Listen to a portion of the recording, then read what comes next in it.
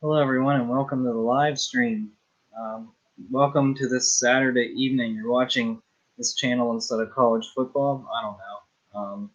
Anyway, I want to talk about the Abrahamic Family House. Now, this is the Interfaith initiative by Pope Francis, and I had initially called this the Abrahamic House of Prayer. Not the case. There's not prayer mentioned anywhere.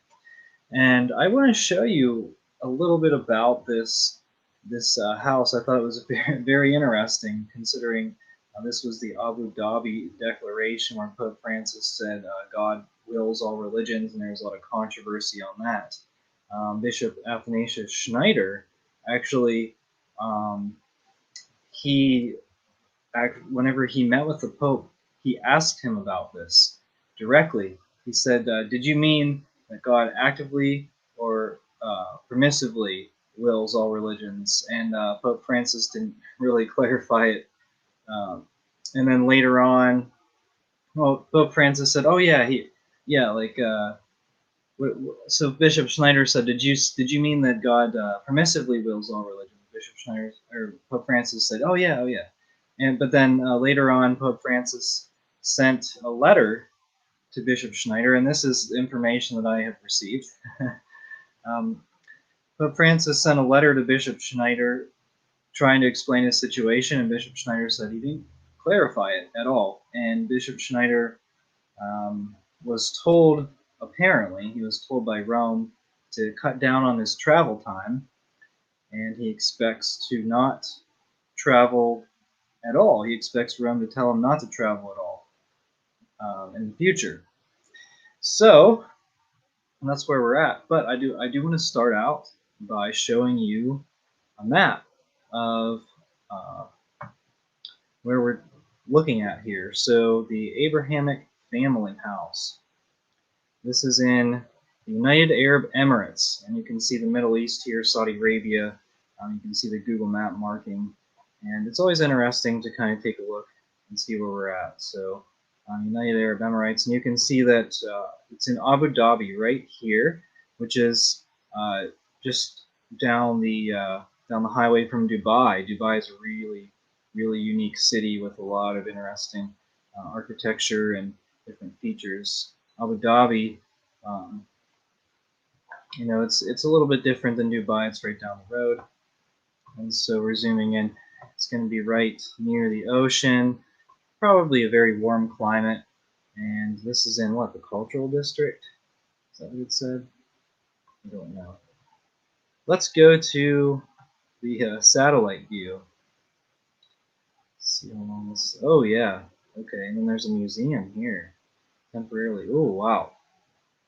Okay, so it's right near the museum, and we'll see where the construction progress is. What construction progress they're making here. I can't really see that. Anyway, you get an idea of where this is located. Okay, so I'm going to stop sharing this screen, and I'm going to share another screen for you. I think. Let's figure it out here. All right, so I was researching this information after I saw an article, and I'm going to read you a little bit from the article. This article was in Spanish, so I had to translate it, and it's not going to be 100% accurate. Or, well, it might be 100% accurate. We'll see. But it says the headquarters of the new a new religion designed to bring together believers of all religions, is scheduled for completion in 2022. The one world religion will be called the House of the Abrahamic Family, and is being built on an island off the coast of the next Middle Eastern city, Abu Dhabi, where the leaders collaborated with Pope Francis as well as Sunni Muslim Sheikh Ahmed Al Tayeb after signing what they call the Global Human Brotherhood. So um, there's been much debate on that. And the One World Religion headquarters will have three buildings, a building each of which represents the mosque, the church, and the synagogue. However, the church is not allowed to have a cross on the building as a method of identification, as it is illegal to display a Christian cross on a building in the United Arab Emirates. In December 2020, the United Nations passed a blasphemy law that most Christians are unaware of. The freely translated law adopted by the United Arab Emirates prohibits any teaching against Islam, including biblical teachings that could be considered offensive. Okay, so let me see if I can share my screen again. No. Okay. Allow. Okay. So I actually had to research this a little bit to see what the blasphemy law said, and on the state.gov, so the United States government website, it talks about the United Arab Emirates, and it says the federal law prohibits churches from erecting bell towers or displaying crosses or other religious symbols on the outside of their premises, although they may place signs on their properties indicating they are churches. So this is certainly correct. So I was able to verify that information. And now I can share my screen. I do want to show you this video clip and maybe comment on it a little bit.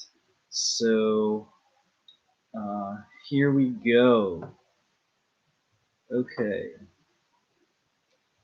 And so this is the Abrahamic Family House website. I'm going to show you this video. It takes you to a YouTube video.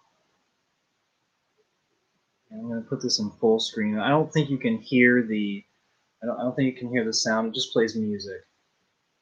And so here you are driving under the bridge, and there's these gigantic towers, gigantic buildings that are showing up.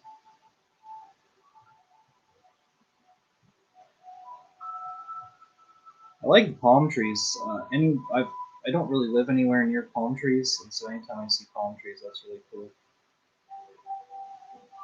Okay, so we're going into the mosque. Look in the upper right-hand corner. And so these structures are very large. So my first question here, who is funding this initiative, this project? That's a serious question. I have no idea. Who is funding it? Is it the Vatican? Is it the United Nations? Is it Jeffrey Sachs? Because if we get down to who's funding this, that's going to answer a lot of questions for us. Now look at the inside of this mosque. I've never been in a mosque. I don't know that I've seen much of inside of a mosque, but there's nothing in here. Literally nothing. It's just an empty building. So is any Muslim going to come in here? I think that's a good question. It shows like pictures of people. Okay, here's the church. So how do you know? I guess the outside of each would indicate what they are, because you couldn't tell from the outside. Like this doesn't look like a church. I couldn't tell a difference between what it is. It really just looks like an art museum. And it looks like this church, so-called church, is designed to let light in. And there is a cross there, but I don't know if that will actually be there. And this is actually a non-denominational church. And so it's not just Catholic. It can encompass Protestant religions as well. And I don't know if they're going to include Mormons or Jehovah's Witnesses. Not that they would actually care to come here. But if you look at this, it kind of looks like some of the ugly modern cathedrals that we have. And I don't even see necessarily an altar. Maybe they can put an IKEA table in there, and that would suit their religion very well. All right, the synagogue, and this is the last thing. I've never been in a synagogue either. I don't know what it looks like, but again, from the outside, it looks like just a modern art structure, a modern structure for an art museum. Ooh, look at that! Lights up. There's light in here that comes in a different way.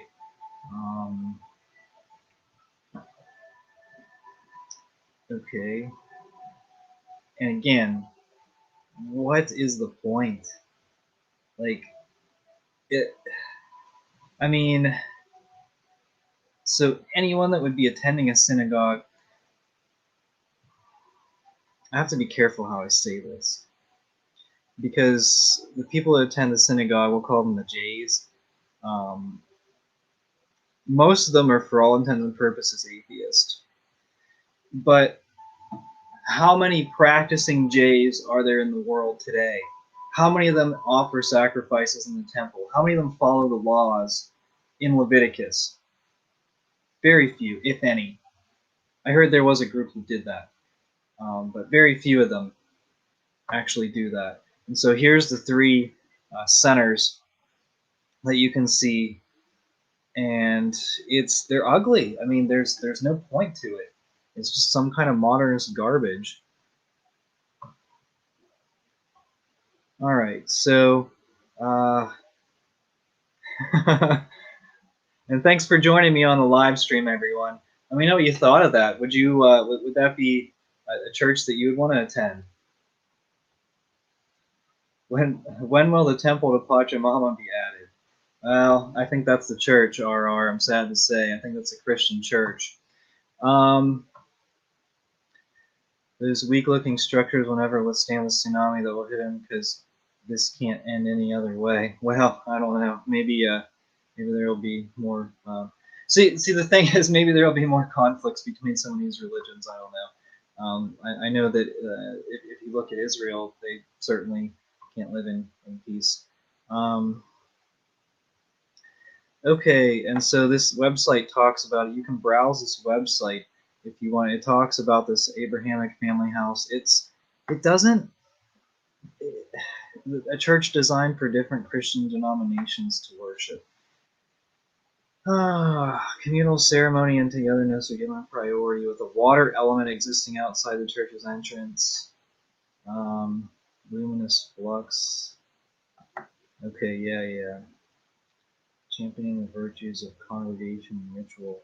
Yeah, it makes no sense. I don't get it. Why? Like I said, who's spending this money?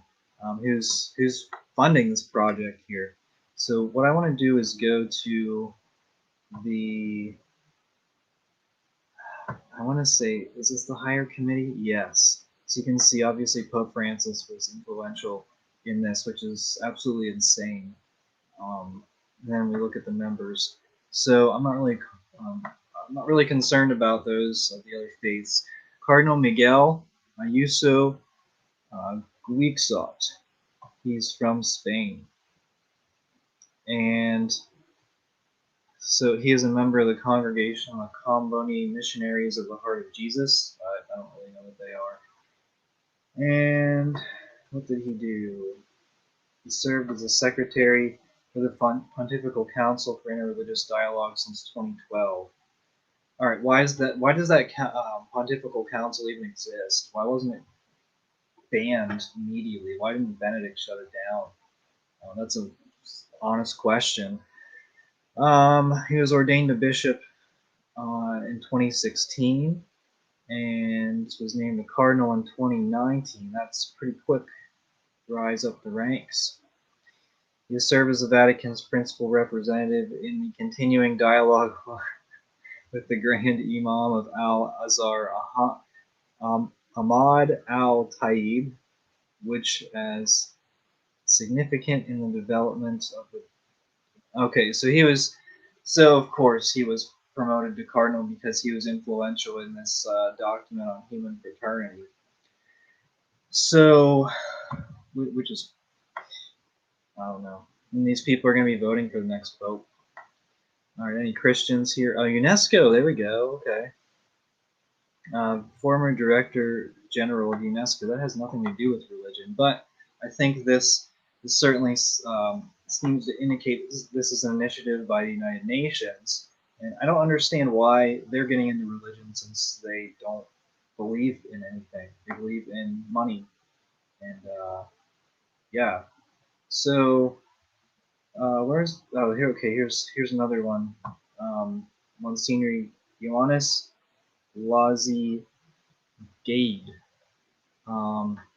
He's a Coptic Catholic priest, from Cairo, Egypt, and he was ordained a priest in the Coptic Catholic Patriarchate of Alexandria. So in Egypt, you do have Alexandria, which is one of the holy cities. It's certainly very influential in the church history, and so you would think that they would want to hold to their traditions, but this doesn't appear to be the case here. He served as the personal secretary to Pope Francis, but he also served in various other functions. And okay, so that's disappointing. That see, this is an Eastern Catholic religion, the Coptic Catholics, and they're full out. This at least this guy, if he's on this fraternity, I don't see any reason to believe that he wouldn't be an all-out modernist. Okay, and then who's this guy? General Secretary of World Council of Churches. Oh, here's a peace activist. All right, and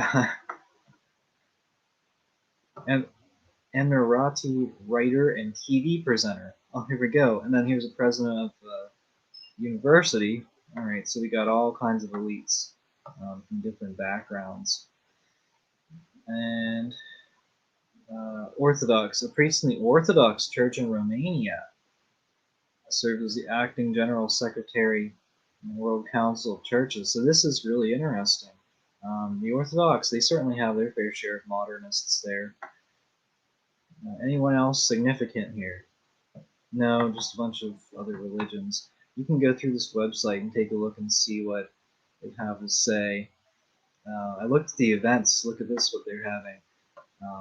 HCHF Women's Forum 2021. Now this is March. This already happened a long time ago, but they're celebrating Women's Forum. So this is all about this isn't about religion. It's about getting rid of religion. And Pope Francis, I mean, yeah. All right.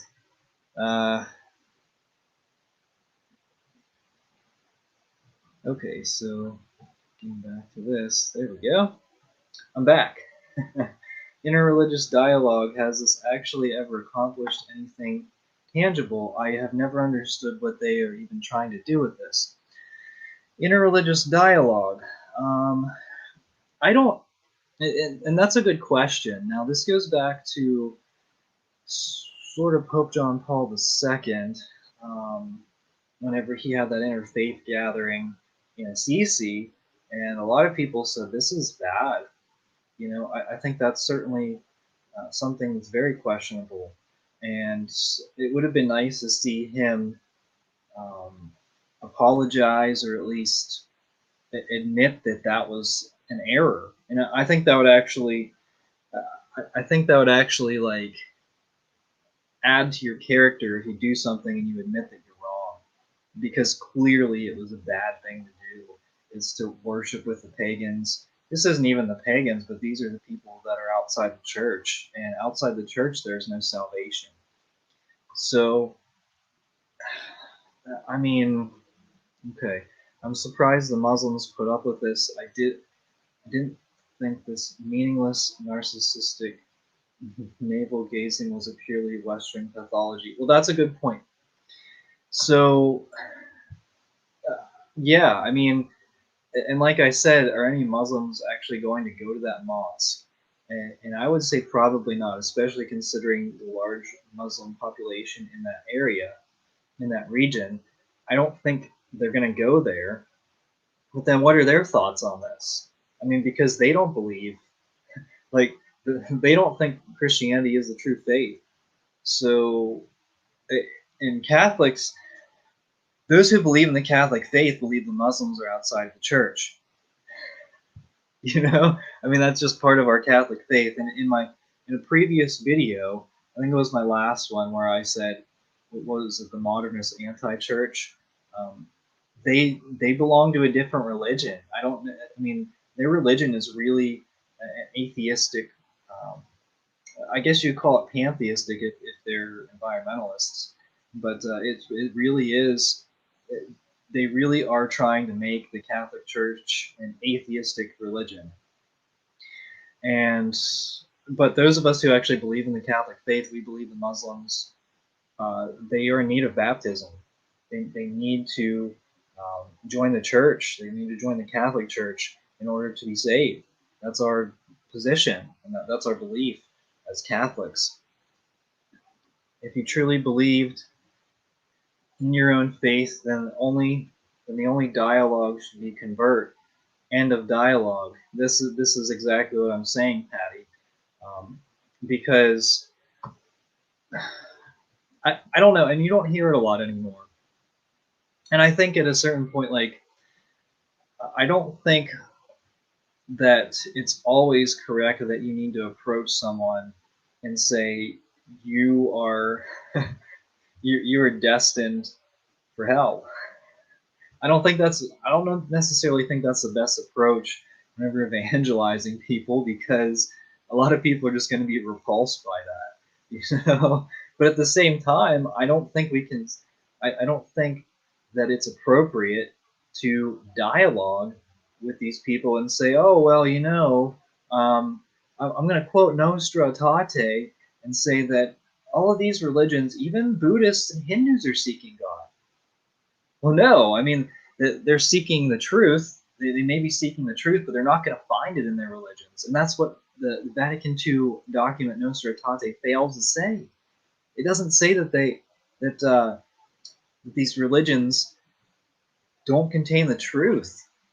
These people may be seeking the truth, and maybe they're finding certain elements that may potentially, like we may potentially, I guess, in terms of the modern values, considered good, but it doesn't, from a Catholic perspective, it's not good if it's a false religion.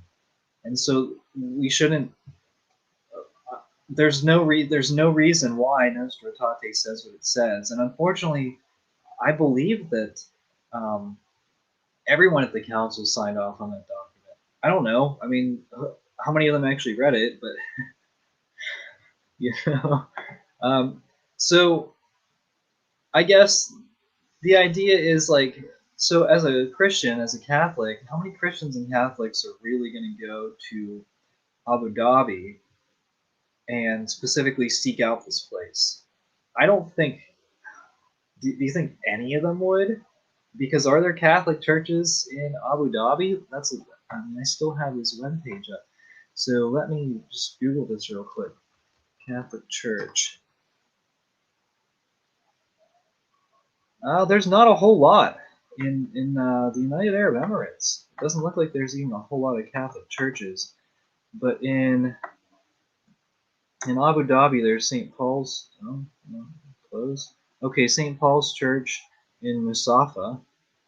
And there's a few. There's an Armenian Church of Abu Dhabi. I don't know if that's Catholic or not. Oh, and then there's St. Joseph's Cathedral in Abu Dhabi. Let me show you a picture. Oh, this is actually really interesting.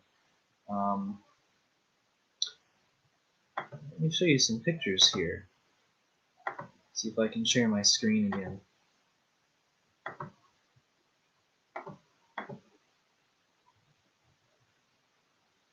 Okay, and should be on the screen.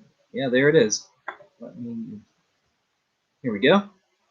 All right, what do you think about this? This is and see, this is the Middle East. This is what you get. There's a crucifix, very nice painting, and there is an altar table right here. But and look at these stained glass windows. A little bit of a modern art kind of feel there. From the outside, it looks like this. That's pretty interesting. Well, at least there's a crucifix in it. You know, there's a nice painting. No, actually, what is the difference between this photo and this one? Do they have different chapels? Look at the statue in here. It's pretty nice. And the crucifix right here. Don't really know. Oh, look at this. That's actually a really nice kind of shrine for a lady. Oh, Christmas tree. Good for them. Is that like the Vatican's nativity scene? Well, no, here we go. Here's an actual nativity scene that looks pretty standard. Good. Okay, so that's St. Joseph's Cathedral. And zoom in a little more. So I don't know if that's on the other side of the island. Let's try to do. Okay, so we're at St. Joseph's Cathedral. Let's try to see how far away it is from the Abrahamic Faith House. Oh, that's 23 minutes. It's around the same place. Are there any more Catholic churches here? Let's see if there are any Catholic churches. No, there isn't. Alright, there's not a whole lot. Well, St. Paul's Church in Musafa.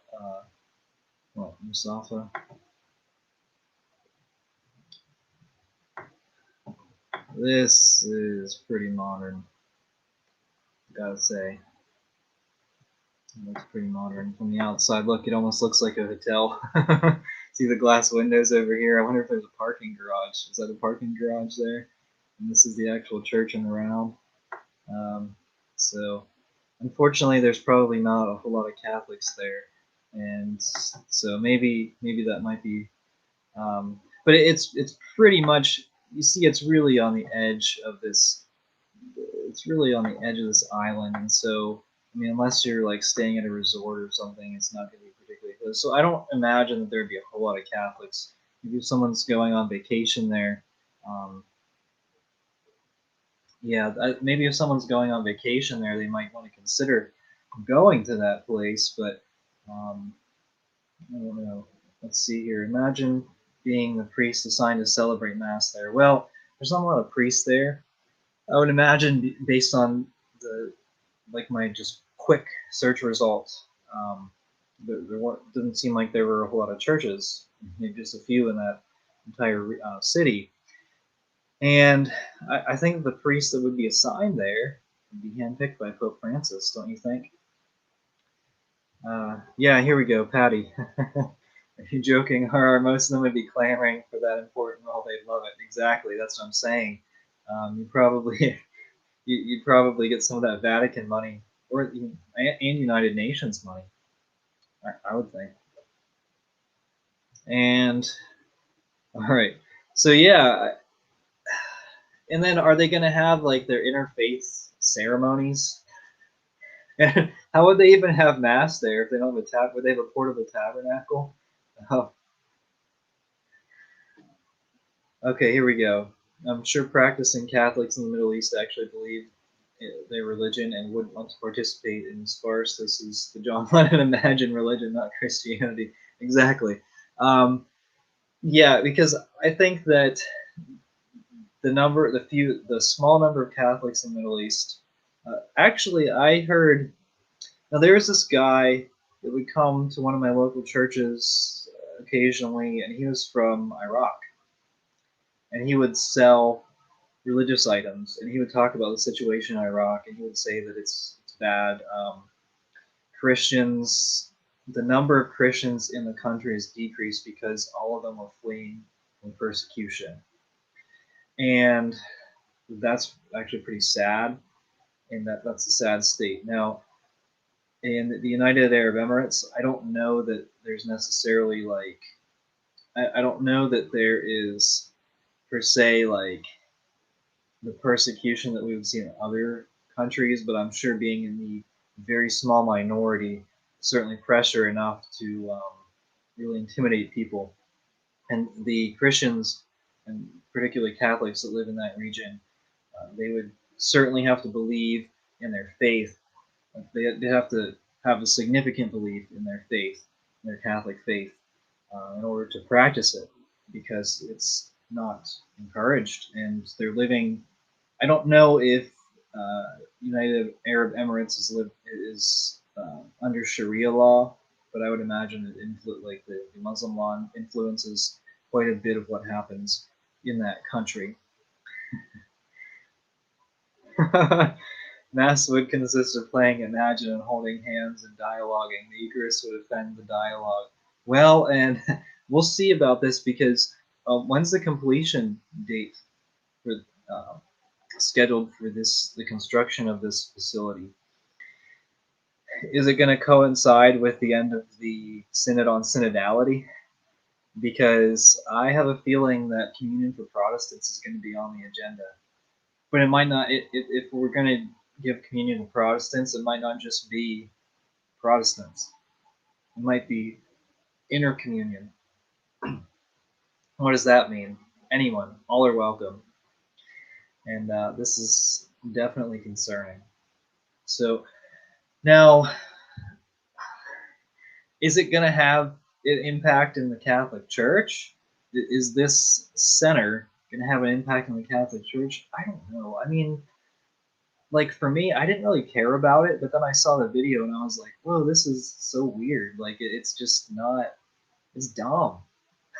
You know, like I thought it was pretty entertaining, and I hope that you guys are entertained by it as well, just to see what crazy stuff is happening in what Pope Francis is up to. I mean, we could be funding the construction of these beautiful basilicas. I mean, you've seen, maybe you have a cathedral in your diocese that's a very beautiful cathedral. If you live in a region where churches were constructed prior to like 1950, then you've probably seen some beautiful church architecture and some high altars. And the international viewers, especially, I mean, you have a lot of beautiful churches in your area.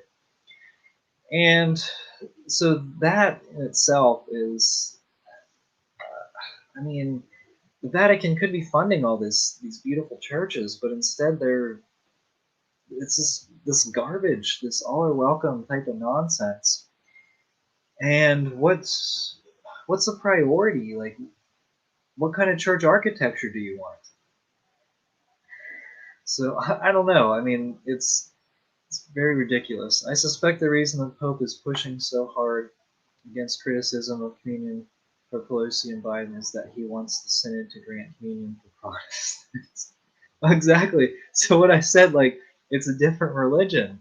I mean, we don't belong to the same religion. So no Catholic, no actual Catholic is going to go there. And like, what do you think's going to happen? I don't know. All right. Well, I think that's it. I think that's all I have today. So thank you so much for watching. We are the laity, and we will not be silent.